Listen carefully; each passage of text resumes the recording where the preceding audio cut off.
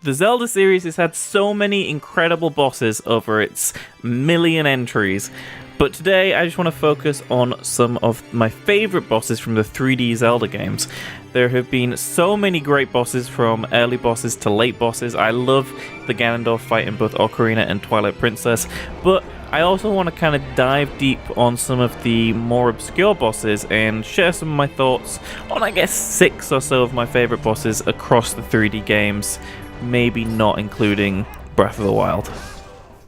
So first up is the boss of the Goron Mines in Twilight Princess, Fyrus. There's something about this fight, there's just the music, the atmosphere, it's so incredible. I remember the first time I saw this and it just blew me away. It's such a cool boss fight.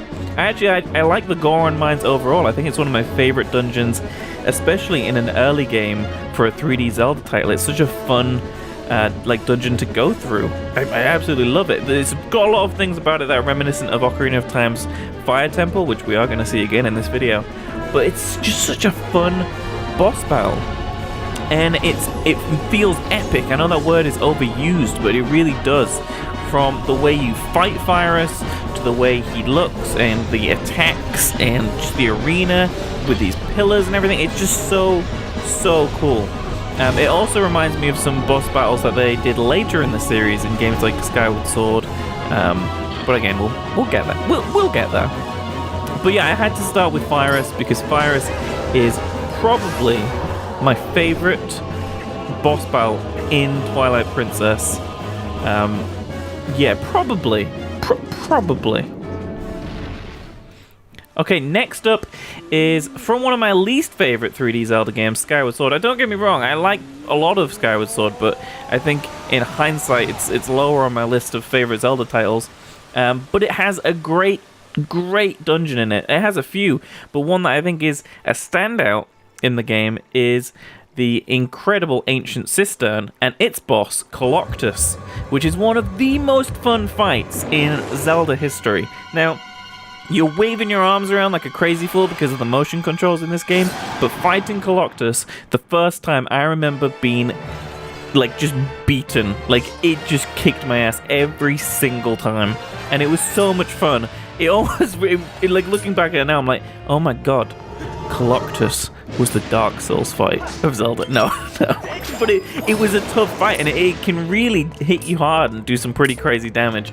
And again, I love its arena. Its music is really cool. It's kind of creepy with its kind of childlike laughs and things. It's such a weird design and a weird boss overall, but such a cool fight. And again, really enjoyed it. It's definitely one of my favorite fights in Skyward Sword. It's a lot of fun. Now, I'm using the term fun a lot, so let's go heat things up a little bit with Volvagia, or Volvagia, however you want to pronounce it, from Ocarina of Time. I think this is probably my favorite boss fight in Ocarina of Time. I like Phantom Ganon a lot, but, I like Fire Dragons. What can I say?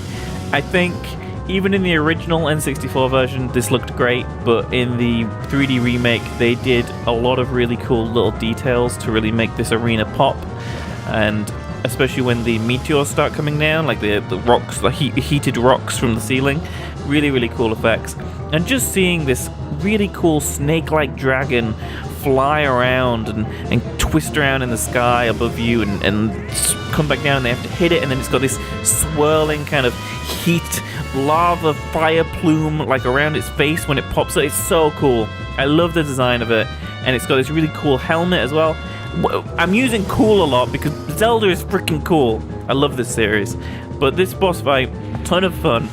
And while I don't think it's ever given me issues, I do remember the first time I ever saw it when I was a kid, and I was just like, oh my god, you can fight giant dragons in video games. It seems stupid now thinking about it, but back in the late 90s, seeing actual 3D monsters that you can fight was mind-blowing. Anyway, the next boss I want to talk about is from Majora's Mask. It is from the snowy Snow Peak. What is it called? Snow Peak, right? That's probably from Twilight Princess, and I'm getting it confused. But it's the Goron Temple, I guess. It's behind the Goron village. in Majora's Mask, and I've only ever finished Majora's Mask a few times, like probably less than 10. It's probably like 8 or 9 times. But I remember when I replayed the game on 3DS, I kind of fell in love with this boss battle, and that is Got. The Got boss battle. What is a Got? I don't know. It's a goat without an A, with a ghosty got. It's a goat thing that runs around. But why this boss battle is so fun is because it's so different from any other fight in the Zelda franchise. It's not you with a sword or you with a unique weapon or something. It's you using a mask to become a Goron and then chase down this rampaging bull almost. You know, it's this crazy boss battle where you're chasing it around in this big circle, going over ramps, crashing through boulders, and it's just an insane fight. Like, I had never seen anything like this in Zelda, and I'd totally forgotten from when I played this on N64. It kind of looks quite simple on N64, and you don't really think about how cool this is, and then they translated it into 3D in such a cool way on the 3DS. They translated it and updated it and remade it, and it just feels like something totally out there. There's not really been any other boss battles like this, and I'm not sure there ever will be, because of the way this uses a mechanic that is really only in this game. I mean, we've had boss battles on the back of Epona, and we've done really cool battles where we're flying on the back of a Loftwing in Skyward Sword, but nothing really comes close to chasing down a rampaging boss like this and killing it. And it's just such a insane battle. I love it. Next up is another one from Twilight Princess, and it's another one of my favorites from that game, and that is Stal-Lord.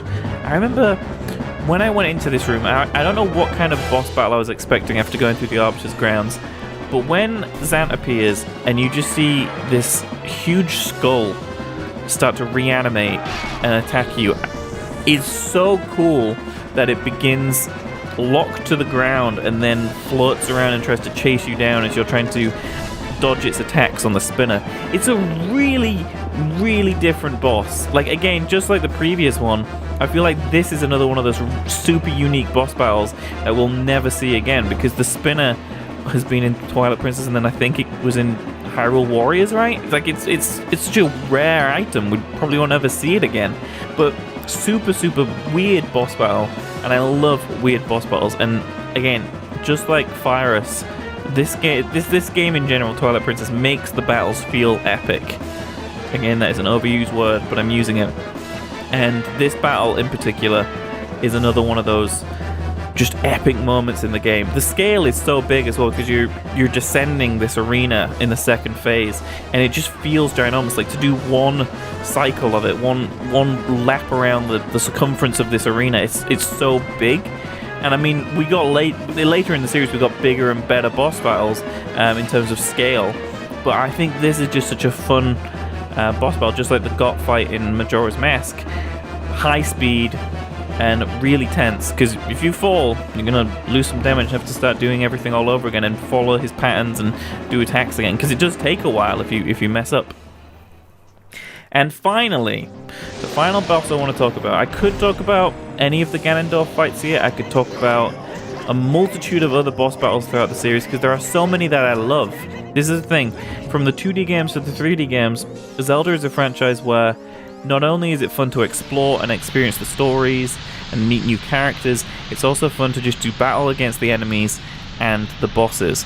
But there's one boss battle that I feel like doesn't get enough credit, and I recently re-experienced it when I replayed through Skyward Sword again, and it's the Demise fight. At the very end of the game, you fight this guy called Demise, and you know, you can go into the story about him, I won't right here, but this arena where you fight him, this watery, heavy reflections, crazy looking place, reminded me a lot of the Dark Link fight in Ocarina of Time, where you're just fighting Dark Link on this water kind of with reflections, and he's the mirror opposite of you. It's very cool, and I feel like there's a lot of that in this fight. And it's just you versus another guy with a sword. It feels like you're almost evenly matched, even though he's like bigger and intimidating. And probably the coolest effect happens if you raise up the Skyward Sword. You raise it up, and lightning strikes the Master Sword when you're holding it skyward, and then you just slash the lightning energy straight at Demise. It just feels so badass. Like, I can give Skyward Sword lots of crap because of the motion controls, but I will not complain about how cool they are in this boss battle.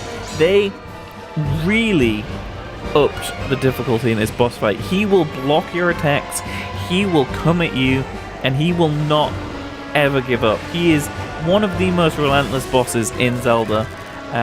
Maybe even up until some of the battles at the end of the Divine Beasts in Breath of the Wild, because some of those can be pretty relentless too.